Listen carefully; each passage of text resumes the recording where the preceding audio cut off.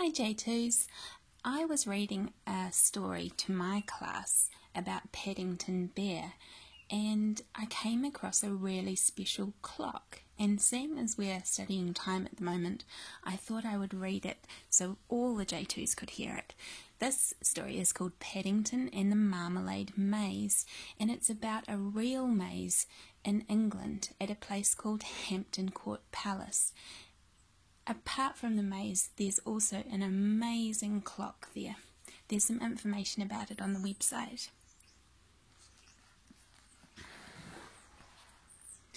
One day, Paddington's friend Mr. Gruber took him on an outing to a place called Hampton Court Palace.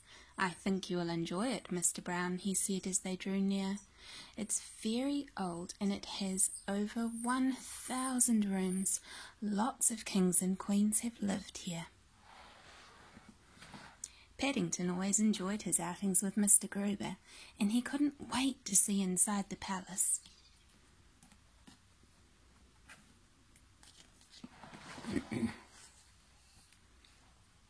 As they made their way through an arch, Mr. Gruber pointed to a large clock.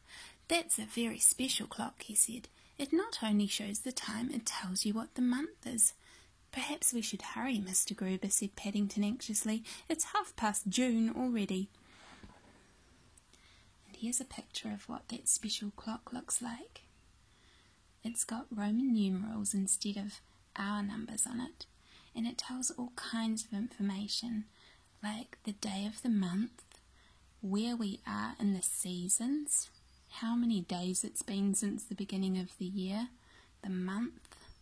Have a look on the website. It's such an amazing clock and was made a very, very long time ago, hundreds of years ago, and it still works today. You can still go and visit that special clock.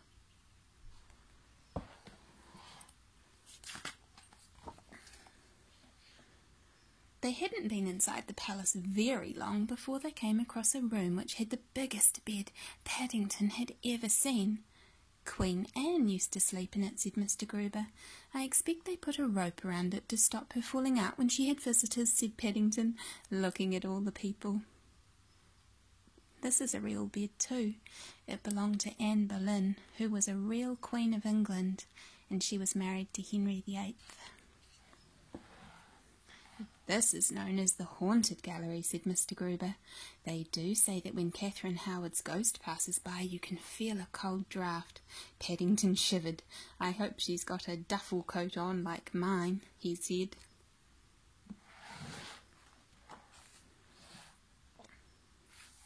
Mr. Gruber took Paddington to see the kitchen next. "In the old days they used wood fires," he explained. "That's why there is such a high ceiling. There was a lot of smoke."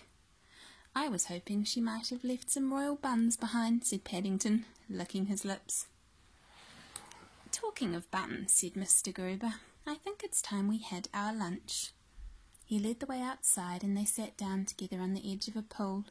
As Paddington opened his suitcase, he accidentally dropped one of his sandwiches into the water. It was soon alive with goldfish. "They must like marmalade," said Mr. Gruber. "I wonder if that's how they got their name." When they had finished their sandwiches, Mr. Gruber took Paddington to see the Great Vine. "It's very famous," he said. "Every year they pick over 500 bunches of grapes. Imagine that, Mr. Brown." "I'm trying to, Mr. Gruber," said Paddington. "I think I might plant a grape pip when I get back home." Mr. Gruber chuckled.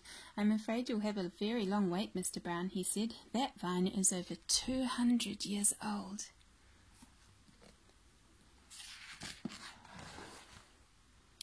"Now," said Mr. Gruber, "before we leave we must visit the famous maze. Sometimes it takes people hours to find their way out." "I hope that doesn't happen to us," said Paddington. "My paws are getting tired." "Perhaps it's time I took you home," said Mr. Gruber. Much to his surprise, the words were no sooner out of his mouth than everyone around began to talk. "Hey, that sounds like a great idea," said a man in a striped shirt. "Please to wait while I buy a new film for my camera," said a lady. "I've never been inside a real English home before," said another lady. "I wonder if they serve tea." "Oh dear," whispered Mr. Gruber, "they must think I'm one of the tour guides. What shall we do?" "Mrs. Bird won't be very pleased if they follow us all home," exclaimed Paddington. "She only has a small teapot." Then he had an idea. "Follow me," he called. "I think perhaps we ought to go in the maze after all." "Are you sure we're doing the right thing?" gasped Mr. Gruber as he hurried on behind.